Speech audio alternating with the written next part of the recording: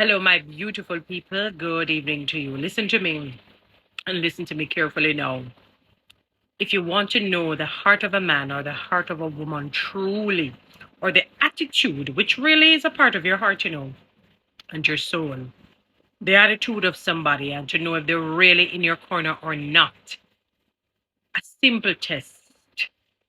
Just do or say something that they probably don't take kindly to. No, I'm not talking about deliberately trying to hurt them or deliberately trying to cause them harm or wrong. Let me give an example. Let us say somebody has an attitude or a behavior that you just don't like that they display towards you, and you find it, very offensive. You don't think it is good, and you're doing the right thing. The Bible says if you have aught against your brother or sister, you put down your gifts that you're going to offer up unto God, like your praises and thanksgiving, and you reconcile with the individual first. Deal with the matter first, um, before you come to God. And the Bible says, speak truth one to another. And you go to the individual and you say, Sir, Madam, I am not appreciative of how you treat me generally. You have this way of saying such and such or doing such and such, and I take it offensively. And I'm talking about going to them privately, not embarrassing and not humiliating them. You see how they respond towards you tells you the true nature and character of that individual. I want you to understand why David was considered a man after God's own heart. When Nathan, I was about to say Naaman, when Nathan came to him, the prophet, remember it's only God could have told him what he did.